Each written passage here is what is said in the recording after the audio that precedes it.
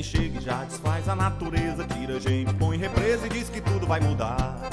O São Francisco lá pra cima da Bahia.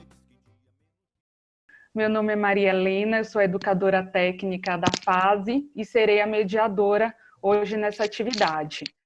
E essa aula de hoje é sobre técnicas e conservação do solo, que visa dar continuidade às ações de capacitação e apoio para os produtores, associações, cooperativas e empreendimentos produtivos e agentes comunitários rurais, né, do projeto Bahia Produtiva, que é do projeto do Governo do Estado da Bahia, por meio da Secretaria de Desenvolvimento Rural, executado pela CAR, que é a Companhia de Desenvolvimento e Ação Regional, né, com recursos provenientes do Acordo de Empréstimo do Banco Mundial, nesse período nosso de isolamento social.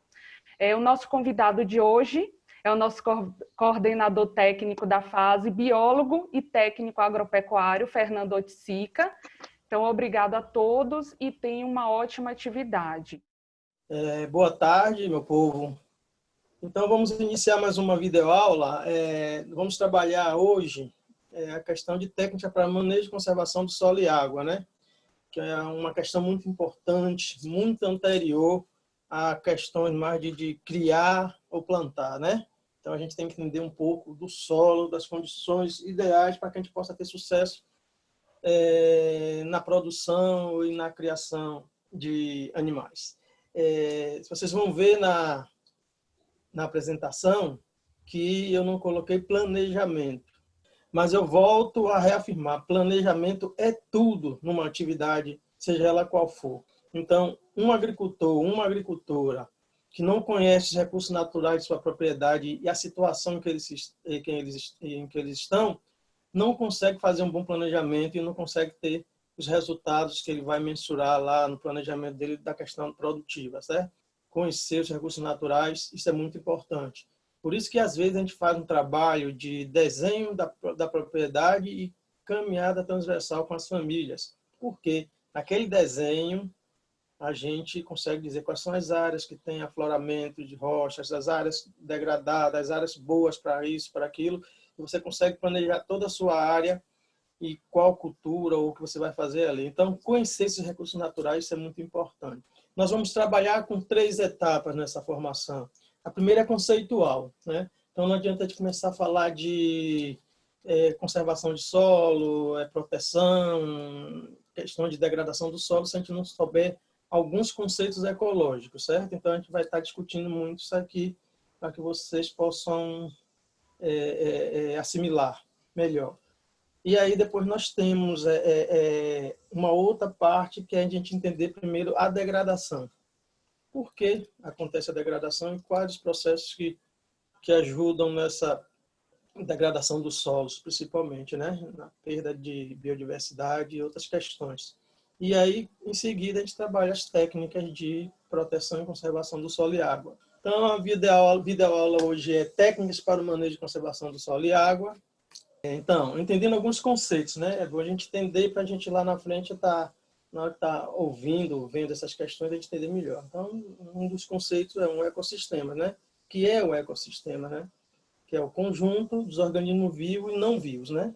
A biota, a pessoa fala biota terrestre, né? Então, se compõe os seres vivos de um ecossistema. E tem os abióticos, que são os seres inanimados, são os químicos, os minerais, os físicos, certo? Então, a gente entender que o ecossistema é um conjunto harmônico dessas questões, né? Quando se fala muito preservação, preservar você não toca, você está lá preservado. Então, as florestas nativas, ela tem todo o seu ecossistema, ela tem todo o seu habitat, tem seus nichos ali preservado. Quando a gente fala em conservar, uma questão que estava lá virgem, né, uma floresta virgem, teve a intervenção antrópica do homem, né, a intervenção do homem, modificou essa paisagem, modificou esse ecossistema e, às vezes, chega a um ponto de degradar. E aí a gente passa a realizar ações, atividades de conservar isso, né? A gente tentar fazer o equilíbrio. É claro que bioecossistema, ele não vai voltar nunca mais a ser aquilo que era anteriormente, a não ser que passe por um processo de anos e anos de não haver a intervenção humana naquela área, seja de qualquer tipo. Mas, uma vez feita essa intervenção, ele perde aquelas características, mas pode fazer essa intervenção e viver num certo equilíbrio, possa ajudar a todos a desenvolver ali os seres bióticos, que inclui o homem, e as questões abióticas, que é o sol, a água, o solo, o vento também interferem muito, tá bom? Aí, quem são esses fatores bióticos? Já falei, né? Então, tem a fauna, né, composta por animais, a flora, né, são as plantas, a microflora, né? O microflora, microfauna também, que são os seres mais microscópicos, são os fungos, as bactérias que vivem lá microscopicamente, que às vezes não conseguem nem enxergar. Esse conjunto bióticos faz com que a vida se promova e se desenvolva sempre, certo? Ele faz com que isso. Então, porque nós temos aqui, vamos ver lá na frente, né? Os vegetais, que são os produtores, né? Nós temos os consumidores e temos os decompositores, que são os fungos e bactérias. Então, o ciclo de vida vai se transformando desse jeito. O que é que acontece? O homem chega, que tem uma diversidade imensa de vegetais e de animais e de micro-organismos, o homem chega, derruba tudo, queima, destrói tudo, e aí nunca mais você vai ter aquele equilíbrio, e aí começa a questão econômica de investimento científico e financeiro em inseticidas, fungicidas, herbicidas, para poder esses monocultivos consigam sobreviver ao ataque de praga, sem contar o desequilíbrio que você causa. Os fatores abióticos, como eu coloquei, são os físico-químicos, né? Solo, água, vento, tem um papel importante nessa questão de degradação do solo, conservação também, certo? Esses fatores também, no seu equilíbrio, eles conseguem também conservar ou preservar o ecossistema e o ambiente. Então, o solo, por si só, ele não resolve muita coisa, ele precisa da água, como precisa da luz solar, até porque muitos seres vivos são fotossintetizantes, né? Então, ele precisa de raios ultravioleta para que eles possam produzir energia, produzir alimentos para os consumidores, que depois vai mandar lá para os decompositores. Um outro conceito, pessoal, também importante para a gente entender como funciona essa questão, porque o solo ele tem vida, né? Vocês vão ver mais lá na frente que, quando a gente fala assim, conservação do solo, nós técnicos de campo, os agricultores, pensam logo no solo onde vai se produzir comida, onde vai se criar animais. Mas o solo em si ele tem uma função muito maior e muito mais importante para ver também. Então, a cadeia alimentar é importante para a gente entender como as coisas funcionam, certo? Então, aí você vê, ó, o ciclo da vida, né? Então, você tem produtor, normalmente os vegetais, né? As plantas, eles são produtores, eles não se movem, eles só aproveitam os raios solares para fazer a fotossíntese, produzir glicose, energia, e aí quem come? O gafanhoto vem, come a planta, tal. Aí ele está passeando ali o sapo, que já é um consumidor secundário. O consumidor primário seria o gafanhoto, o secundário o sapo, o terciário seria a cobra, que vai comer o sapo e também ir se refazendo e tal. E tem a águia, o gavião, um predador, que vai depois também consumir esse consumidor terciário. Então, é o primário, secundário, terciário e o final, que é chamado também de consumidor quaternário, certo? Então, nós temos um ciclo de vida, de produtor a consumidor até os decompositores, que são, como já falei, fungos e bactérias que conseguem fazer com que a matéria apodreça, se deteriore e vire de novo alimento para que os consumidores possam produzir mais biomassa, frutos, sementes, se reproduzirem também, e o ciclo da vida vai continuando, vai continuando. O que é que acontece? O ser humano vai e elimina uma das partes fundamentais, certo? Que, para mim, as partes fundamentais de hoje do ecossistema são os produtores e os decompositores, certo?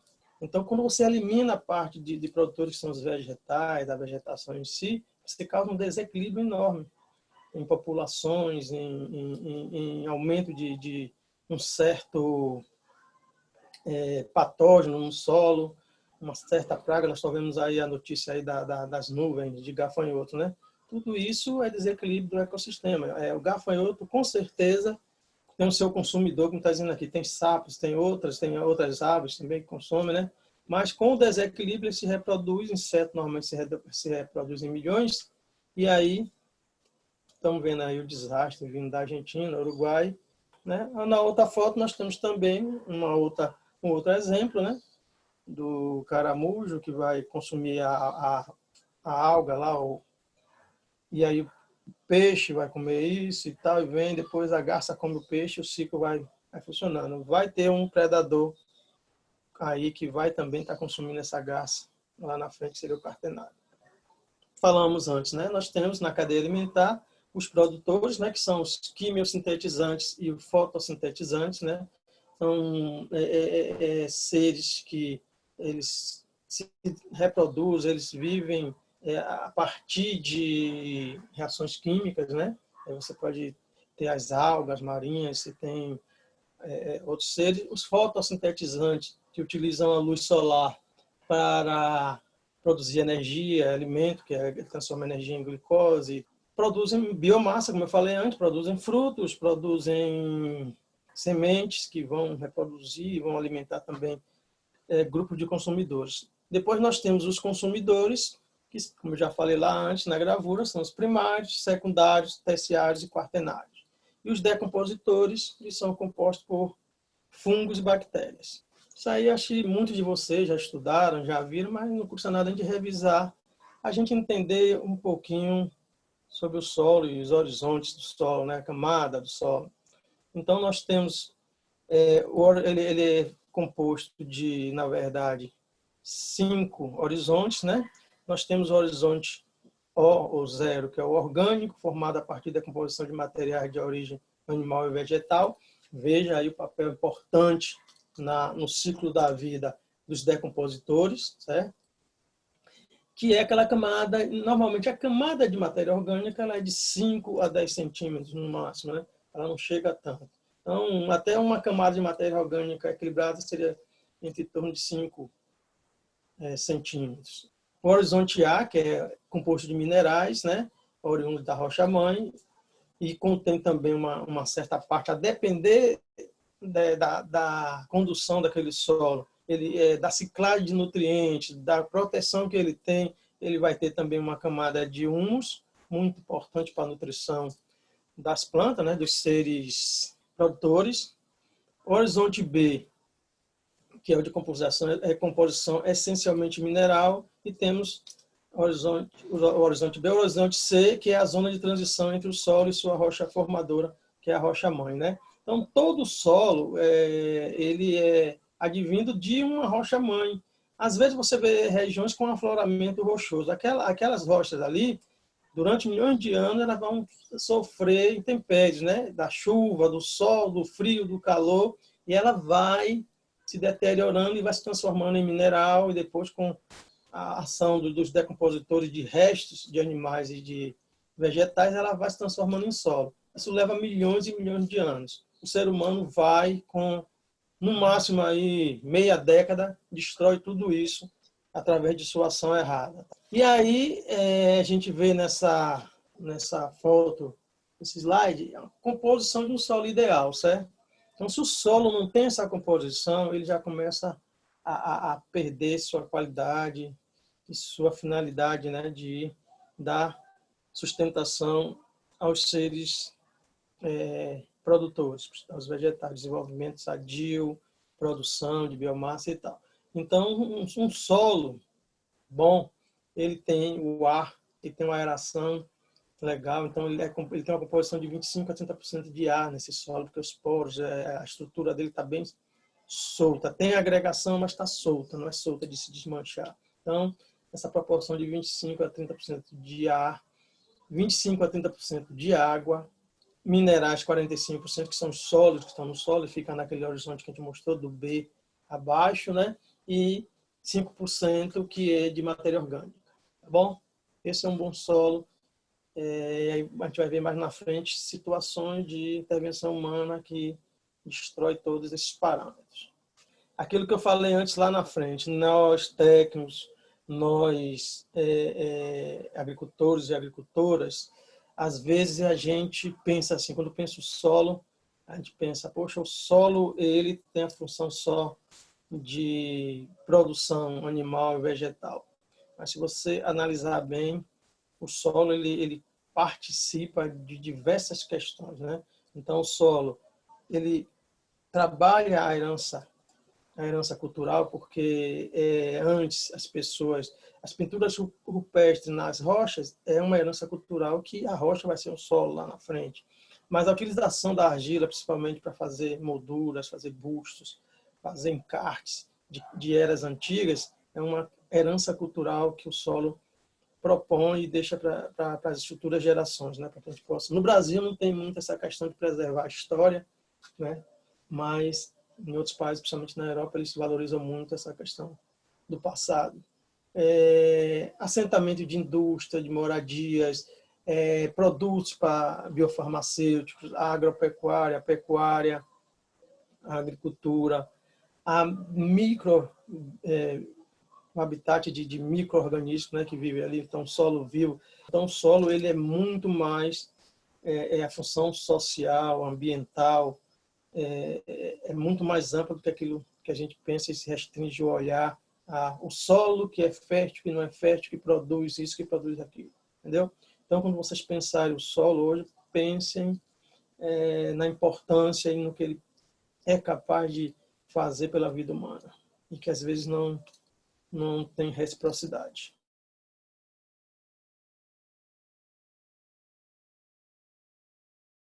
ATER à Distância é uma adaptação das atividades de assistência técnica e extensão rural do Bahia Produtiva, projeto do Governo do Estado da Bahia, por meio da Secretaria de Desenvolvimento Rural do Estado da Bahia, executado pela CAR, Companhia de Desenvolvimento e Ação Regional, com recursos provenientes de acordo de empréstimo com o Banco Mundial.